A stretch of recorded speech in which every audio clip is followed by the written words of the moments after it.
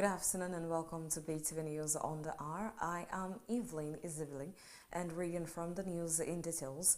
The Executive Chairman of the Edo State Internal Revenue Service, EIRS, Honorable Otumba Oladile Bankole Balogun, alongside the Honorable Commissioner for Education, Dr. Paddy Iyamu, on Tuesday, September 29, 2025, resolved issues surrounding alleged excessive taxation of school proprietors in the state. In a strategic stakeholders meeting held at the EIRS Corporate Head Office, the EIRS and education leadership engaged with a coalition of private school proprietors in Edo State, led by Dr. Lemmy Russell. Discussion centered on the coalition's recurring concerns regarding tax assessments served on owners of private schools. During the meeting, the coalition's leadership appealed for a blanket reduction of these tax liabilities for its members, citing the financial strain on the oppressions in income. In his response, the EIRS executive chairman maintained that tax assessment is an individual matter, emphasizing that reduction or reconciliations must be considered on a case-by-case basis, not applied collectively.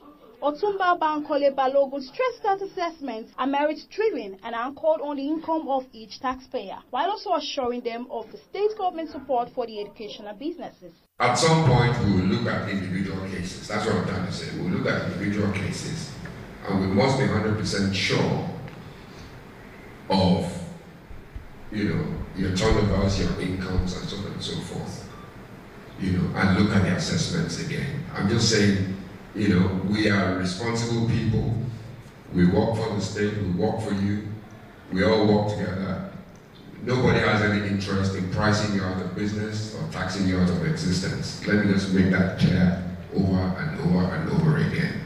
The stakeholder engagement also served as an opportunity for the EIRS to educate the coalitions and ministry officials on statutory tax assessment processes. The Director of Income Tax, Direct Assessment Withholding Taxes, Mr. Ebosa Brown, highlighted the rights and responsibility of taxpayers under the Personal Income Tax Act 2011 as amended and the Nigerian Constitution. He cited relevant sections of the Act, including the options to raise objections while assessments appear excessive. Mr. Brown also noted that since the meeting of April 15, 2025, some school owners have already taken advantage of this objection window. We have been able to meet with some law, precisely Section 58 of the Personal Income Tax Act provides that when the taxpayer is aggrieved with assessment, it should come up in writing, stating your grounds of objection. On his part, the Honorable Commissioner for Education,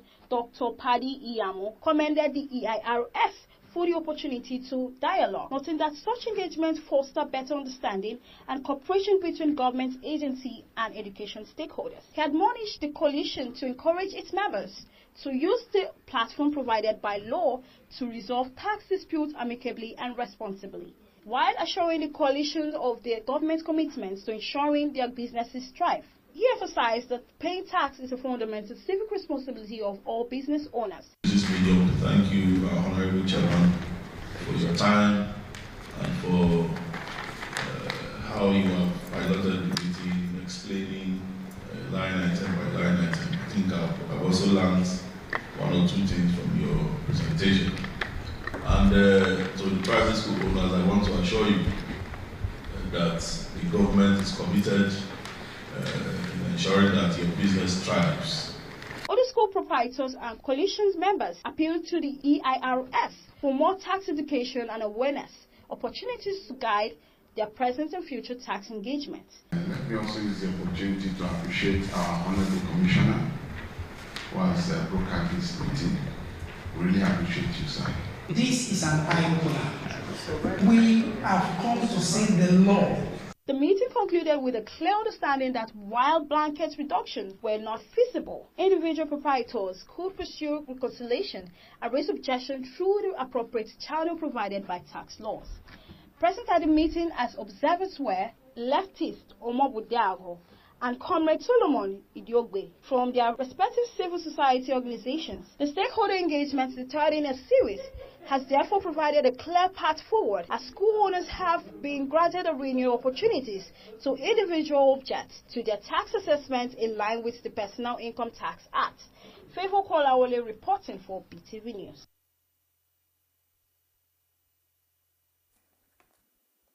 Israel has approved the first phase of a Gaza deal, which will lead to a ceasefire and the release of hostages, Prime Minister Benjamin Netanyahu's office says. The Israeli military will withdraw to a line that will leave it in control of about 53% of Gaza, while Hamas must return to release 20 living hostages within 72 hours. Here's what else will happen in the coming days. BeeTv News' Esohe Osemgi has details. Israel will release about 250 Palestinian prisoners held in Israeli jails and 1,700 detainees from Gaza, a Palestinian source tells the BBC. Hundreds of aid lorries will also carry food, medicine and fuel to Gaza's 2 million people, most of whom have been displaced. The U.S. official says it will move up to 200 troops to coordinate a multinational force that will monitor the ceasefire. Late last night, as music blared in the streets of Jerusalem, here's what still needs to be negotiated in the later phase of the deal. Hamas wants a Palestinian state and has previously said it would only demilitarize once that has been established. The group has also said it wants to have the same role in Gaza as some part of a unified Palestinian movement. But Trump's plan as it stands explicitly prohibits Hamas involvement. Netanyahu doesn't want the Palestinian Authority involved, and he appeared to push back on the involvement of the PA in post-war Gaza as it stood next to Trump last week. Israel's full withdrawal from Gaza is still unclear. After Israel pulls back to control 53% of Gaza, the White House plan marks her two further withdrawals to about 40%, then 15%. What happens beyond that will likely be up for negotiation. Last month, U.S. President Donald Trump released a map showing how Israeli troops would gradually withdraw from Gaza under his plan. A ceasefire is due to come into force early on Saturday in Gaza, 24 hours after the deal was approved by the Israeli government. Once that starts, the hostages should be released within 72 hours. 20 of them are believed to remain alive. In return, hundreds of Palestinians will be freed from Israeli jails. Ahead of the vote, Israeli Prime Minister Benjamin Netanyahu, who has been accused of prolonging the conflict for political purposes, thanked U.S. President Donald Trump for helping negotiate the deal. Hamas and South Gaza's chief Khalil al-Hayya said he had received guarantees from the United States and mediators that the war was over. Esohe Osemegi reporting for BeeTv News. The amount of money stolen in an armed robbery at a cash machine in County Tyrone is believed to be more than €1 million. Men wearing burlap suits and masks threatened security staffs who were at a cash machine at the filling station in Salidon Road, Algonquin at 6:40 BST on Wednesday. The men who were armed with suspected firearms ordered staff into the cash machine bunker while they removed boxes of money from their security van. Police said the men made off in a dark-colored Audi Q7 with a significant sum of cash. No one was injured. Officers are also liaising with an Guardia Sochana Irish police as part of their entries. As police spokesman said that all information about the incident was needed and that it was a shocking experience for the staff involved. A spokesperson for Pivotal Sec Plus, whose van was robbed, said our greatest concern is for our employees following this frightening experience, and we are working to support their well-being.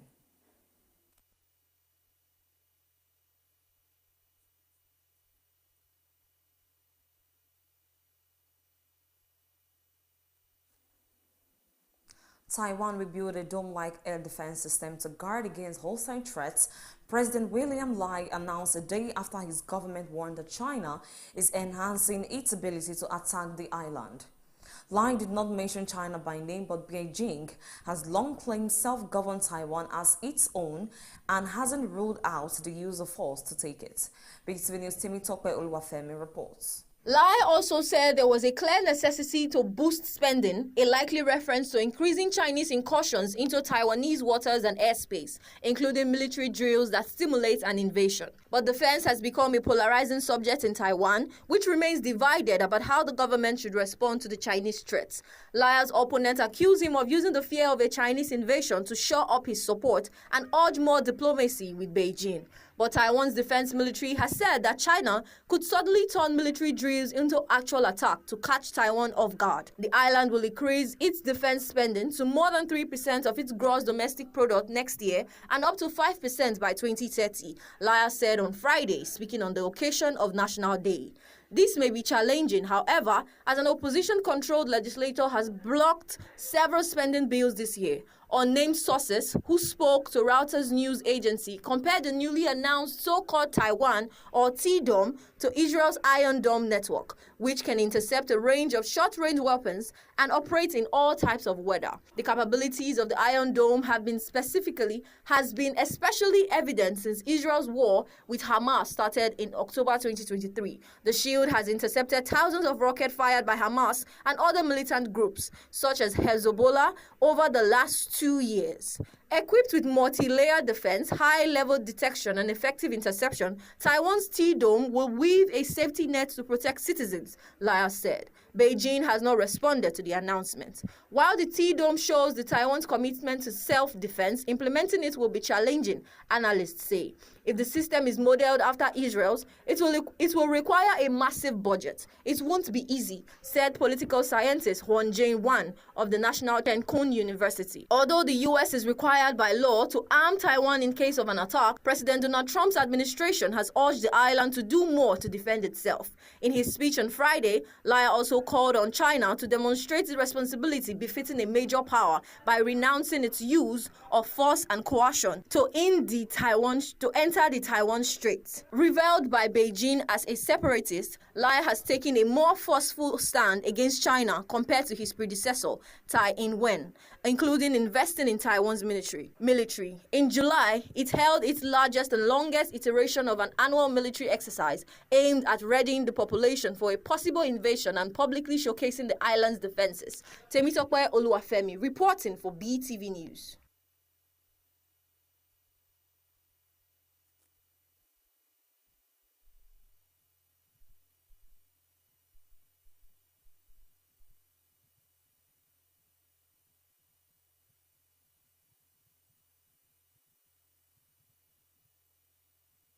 Among the other issues discussed by the two prime ministers was the war in Ukraine, as India continues to buy Russian fossil fuels, helping to fund Vladimir Putin's war efforts. Sarkaya described the trade deal as huge for the UK and the most ambitious trade deal India has ever done. Speaking at a press conference, he said this trade deal is a launch pad to boost British leadership in everything from tech to life sciences to renewable energy and much more beyond that. The opportunity is clear. Just look at the sheer scale of India, the world's largest democracy on track to become the third largest economy by 2028. In their meeting, the Prime Minister said the pair discussed the need for a just and lasting peace in Ukraine, the need for stability and security in the Indo-Pacific, and the need to cooperate in critical areas like climate and energy, including breaking away from dependence on fossil fuels. Sarkaya said he also raised the case of Jagtar Singh Johal, a British Sky activist who has been held in an Indian prison for 7 years without a conviction. WPA poll and Getty Images, thousands of photos of Sarkaya Starmer and Narendra Modi lined streets in Mumbai. Arriving in India, the Prime Minister was given a rousing welcome with thousands of giant photos of him and Modi lining the streets in Mumbai. On Thursday, Sarkaya announced more UK universities would be opening campuses in India, which the government said would bring a €50 million boost to the economy. Confirming that the University of Lancaster and the University of Surrey had been given approval for new campuses, he said he delighted that more Indian students will be able to benefit from a world-class British education in the near future, strengthening the ties between our two countries while pumping millions back into our economy and suggesting jobs at home. The UK has a growing network of international campuses in India, with the University of York, University of Aberdeen, and the Queen's University, Belfast, among those expected to open campuses from as early as next year. On his first day, Sarkaya met the foundation of India's digital ID system, Nandan Nelikana, in the wake of plans to introduce a digital ID for people working in the UK. The government's plan to introduce compulsory digital ID for people to prove their right to work in the UK has seen more than 2.8 million people signing a petition against the idea. But Downing Street is determined to press on, claiming it will curb the ability of migrants to work illegally. The government says the yet-to-be implemented UK-Indian trade deal has already led to €1 billion of investment and almost 7,000 jobs being created in the UK. Under the deal, the UK will cut taxes on goods imported from India, including clothing, footwear, jewelry, and frozen seafood, while India will reduce duties on the import of Scotch whisky, cosmetics, medical devices, and luxury car. Mohammed Zainab reporting for BeeTv News.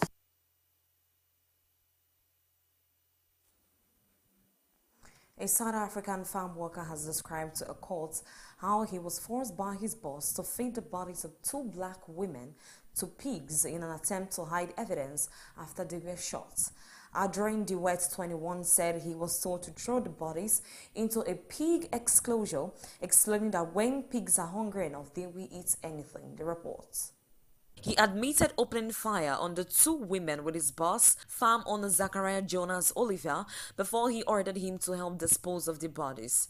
Mr. Oliver and another man, William Mosora, are accused of murder after Maria Magato, 45, and Lucia Nvlolu, 34, were killed while allegedly looking for food on a farm near Polokwane in South African Northern Limpopo province last year. Farm supervisor Mr. DeWitt was also previously accused of murder, but charges were dropped by the prosecution when he turned state witness. He had argued he was under duress when he was forced to throw the bodies into the pig enclosure. On Thursday, Mr. DeWitt told Polokwane High Court that he and Mr. Oliver, 60, armed themselves with hunting rifles and waited for trespassers to enter the farm on the night of 17th August 2024. He said after waiting for 30 minutes, they heard voices of people talking and walking towards their direction. They then opened fire and heard a person screaming before inspecting the area and finding a person lying face down. After leaving the area and going to sleep, they returned the next morning and found it was the body of a woman. Mr. DeWitt said he was asked by Mr. Olivier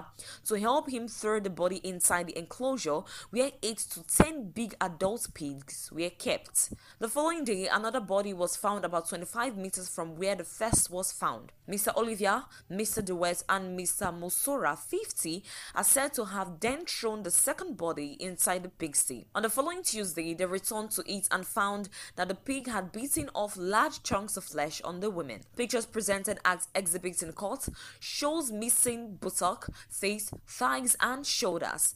State Prosecutor Advocate George Shehunkune asked Mr. DeWitt what the purpose of placing the bodies inside the pigsty was, to which he answered, "We were disposing the evidence because when pigs are hungry enough, they will eat anything." Mr. DeWitt also said Mr. Olivier chopped off the hunting rifles with an angle grinder and burnt the wooden parts of the gun. They then threw away the cut-up weapons, including the spent cartridge, inside a borehole. The son of victim, Miss Magato, cried repeatedly in court, while Mr. Olivier was seen wiping away tears as Mr. DeWitt gave his evidence. The case has sparked outrage across South Africa, exacerbating racial tensions between black and white people in the country. This is especially rife in rural areas of the country despite the end of the racist system of apartheid 30 years ago. Most private farmland remains in the hand of the white minority, while most farm workers are black and poorly paid, fueling resentment among the black population, while many white farmers complain of high crime rates. Cross-examination by defense lawyers of Mr. Olivier and Mr. Mosora will resume next Wednesday. Evelyn Isabella reporting for BeeTv News.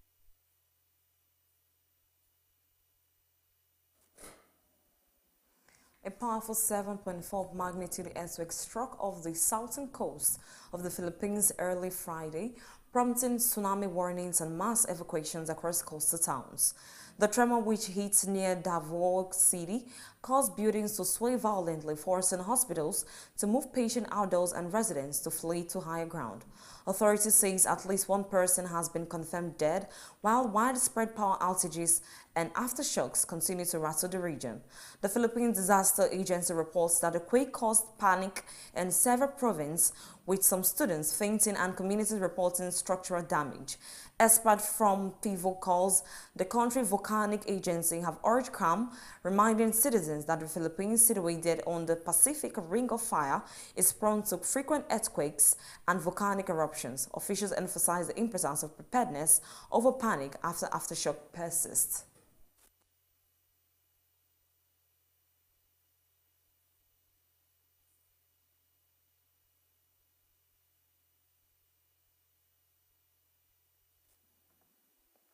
Justice Rahman Oshodi of the Special Offences Court sitting in Ikeja has admitted additional documents presented by the prosecution as exhibits, overruling objection raised by the Defense Counsel in the ongoing $4.5 billion fraud case involving former Central Bank of Nigeria Governor Godwin Emefiele. The court also ordered a trial within trial to determine whether the statements given by the second defendant while in EFCC custody was made voluntarily. Justice Rahman Oshodi of the Special Offense Court in Ikeja has admitted a bundle of documents extracted from the mobile phone of John Adetola, the former executive assistant to the first defendant, Godwin Emefiele, during the course of the EFCC investigation. Following the admission of the documents, lead prosecution Rotimi Oyedepo, senior advocate of Nigeria, continued the examination of the eighth prosecution witness, Alvan Guramna, an EFCC operative. Gurumnan testified that the investigation revealed how Emefiele allegedly received a total of $600,000, both directly and indirectly. He further stated that a CBN, Central Bank of Nigerian contractor, Victor Onyedwa, admitted during interrogation that he allegedly paid kickbacks to CBN management to facilitate payments for executed contracts. The prosecution sought to tender additional documents to support claims of contract award from the CBN to Onyedwa, which were earlier submitted by the contractor during the investigation. However, Defense Counsel Olalekan Ojo, senior advocate of Nigeria, and Rashid Badamosi, senior advocate of Nigeria, representing the two defendants, objected to the admissibility of the documents, arguing that as public documents belonging to the CBN, only certified true copies could be accepted by the court. In response, Oyedepo contended that the document being original correspondence for Oyedwa to the EFCC qualifies as original public documents and therefore do not require certification. Justice Oshodi admitted the documents, ruling that its attachments are equally admissible. The mobile phone of John Adetola was also admitted as an exhibit, with the court granting the defense permission to inspect it at a later date. However, Defense Counsel opposed the prosecution's attempts to tender statements made by the second defendant, Henry Omole, during the investigation, arguing that they were obtained without legal representation. Following further legal arguments, Justice Oshodi ordered a trial within trial to determine the voluntariness of Omole's statements and adjourned proceedings to December 2nd and 3rd, 2025. The court also scheduled November 21, 2025 for both parties to report on the agreed modalities for the defense to conduct a forensic examination of Adetola's phone and WhatsApp messages already admitted into evidence. Favor Kolawole reporting.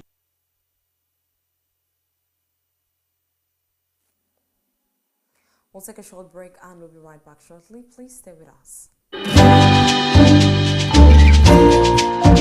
My people of Edo State, development is not a miracle. It is the result of responsibility and action. You want good roads, quality hospitals, schools, jobs for our youth? Then you must understand this simple truth. Government cannot perform without your tax. Government will fix schools, build roads, light up communities if the people pay their tax. That's how governance works. It is not about politics. It is about progress. When you pay your tax, you are not helping the government. You are helping yourself. You are helping your family and your future. Don't wait to be chased. Do the right thing.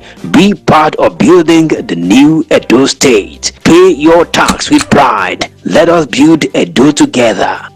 This message is brought to you by Edo State Internal Revenue Service, EIRS. administering revenue for service and development. In the heart of Benin City, where heritage meets the horizon of tomorrow, a celebration of truth, courage, and vision takes center stage. BeeTv News, bold in voice, fearless in purpose, proudly marks 2 remarkable years of journalism that shapes the nation. On Saturday, October 18, 2025, at the iconic Victor Owaifo Creative Hub, Airport Road, Benin City, the nation gathers to reflect on a defining theme: Nigeria's future, bleak or bright, the role of the media.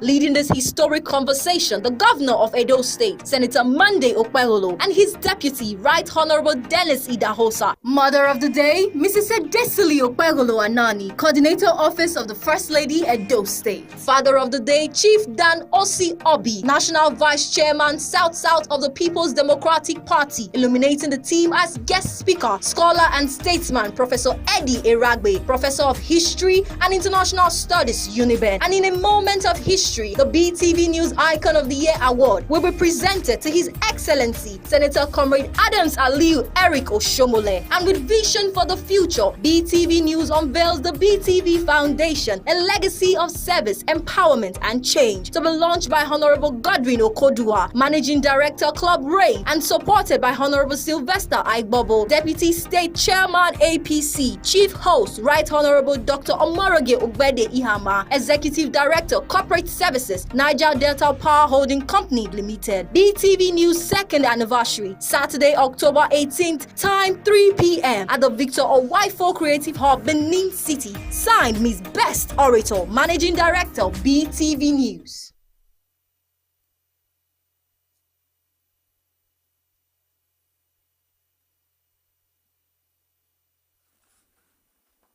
Welcome back from that short break and reading from the business news. The Financial Reporting Council of Nigeria, FRC, the Security and Exchange Commission, SEC, and other governance stakeholders have advocated for strengthening ethical governance in Nigeria, especially at the board level, amid increasing national and global disruptions.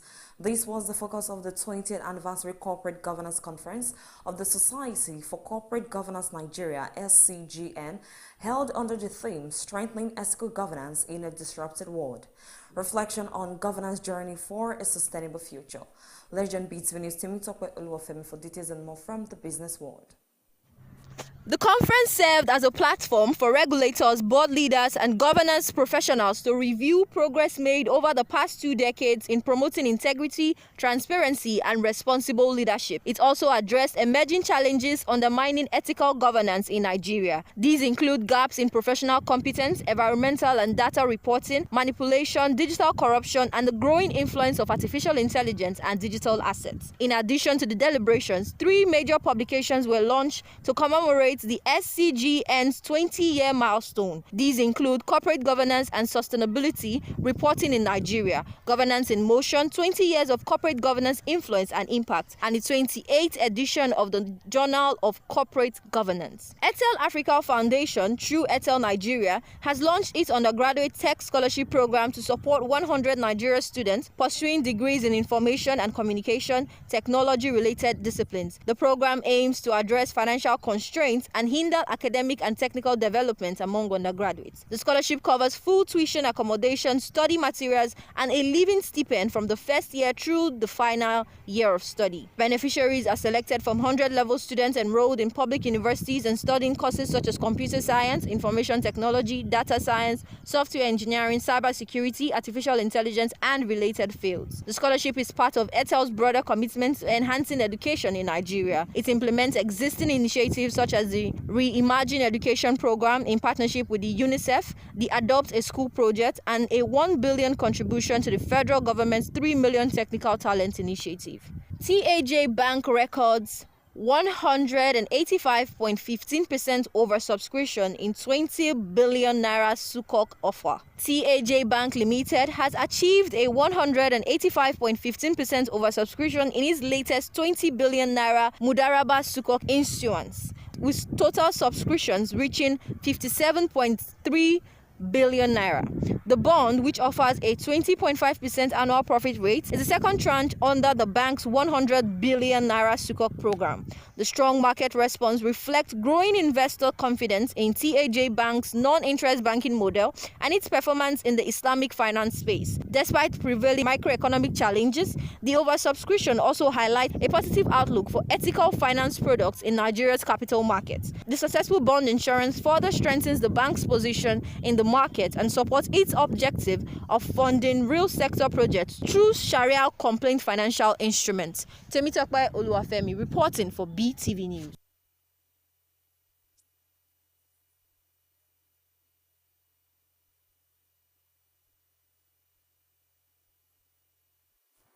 Reading from the entertainment news, Nigerian music video director Praise Onyegwalam, professionally known as Director Pink, has revealed the reasons behind her decision to quit acting and pursue a career in directing. Also, D4VD transfers property to mother amid ongoing homicide investigation. The report. Director Pink transitioned into music video directing, a career move she described as one that granted her creative freedom, self-respect and professional control. Since then, she has built a reputable career working with leading Afrobeat artists in the Nigerian music scene. She has encouraged aspiring directors to remain patient and committed, stating that success in the industry requires years of hard work and resilience. Life coach and commentator Solomon Buchi has responded to public criticism surrounding a viral video in which a man highlighted the emotional and physical strain experienced by men while supporting their partners through pregnancy. The conversation began when content creator Maraji dismissed the notion that men's struggle during pregnancy should be acknowledged, stressing that the physical and emotional toll is primarily borne by women. In contrast, Buchi emphasized that while women experience the direct physical burden of pregnancy, men also face significant emotional and psychological pressures. He argued that acknowledging men's experience does not diminish those of women, but rather promotes a more inclusive understanding of the shared challenges in the parenting journey. The discussion has triggered widespread online debates about the emotional responsibilities and mental health implications for expectant fathers during pregnancy. Nigerian Afro-pop singer Adekunle Gold has reaffirmed his commitment to family, stating that his role as a husband and father takes precedence over his music career. In a recent podcast interview, Adekunle Gold described his wife, singer Simi, and their daughter Adejare as the core motivation behind his personal and professional life. He stated that fatherhood has reshaped his values and influenced his artistic direction, including the release of his song My Love Is the Same, which was inspired by his dedication to his family. He explained that while fame and professional achievements are important, his primary goal remains to be a responsible and present father. He noted that his success as a musician would mean little if he fails in his role as a parent and husband. Adekunle Gold and Simi, who married in 2019, continue to be recognized for their musical contributions and their public commitment to family values. American singer D4VD has transferred ownership of two of his Houston area residential properties to his mother amid an active homicide investigation into the death of 14-year-old Celeste Rivers. Celeste Rivers' body was discovered in D4VD's abandoned Tesla on September 8, 2025, following the incident. Legal documents obtained by TMZ confirmed that the property transferred were executed on September 18 and 22, 2025 under a family trust. Law enforcement officials also responded to a swatting incident at one of the singer's home on September 18. In connection with the homicide investigation, the Los Angeles Police Department executed a search warrant at D4VD's rental property in Hollywood Hills, seizing electronic devices and other items of interest. As the investigation continues, D4VD has cancelled all upcoming tour dates, including stops in North America and Europe, which were part of his Withered World Tour scheduled to run through November 2025. Evelyn Isibili reporting for BeeTv News.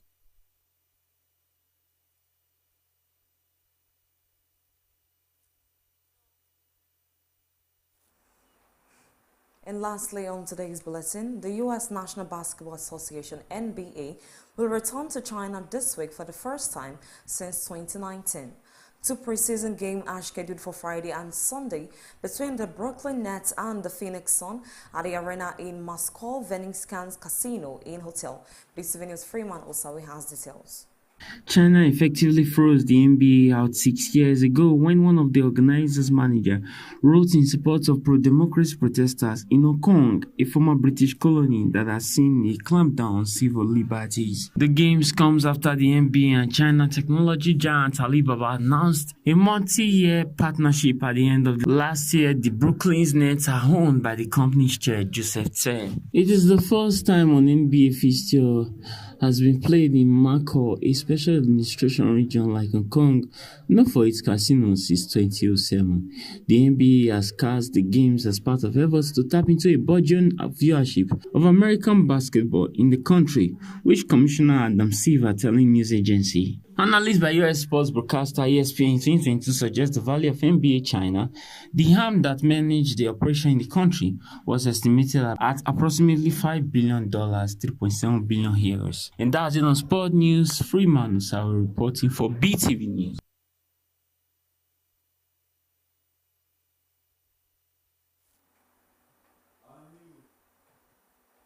And that is the size of a news package on News on the Hour. Many thanks for joining us on BeeTv Media News. I am Evelyn Isabelle. Thank you and good afternoon.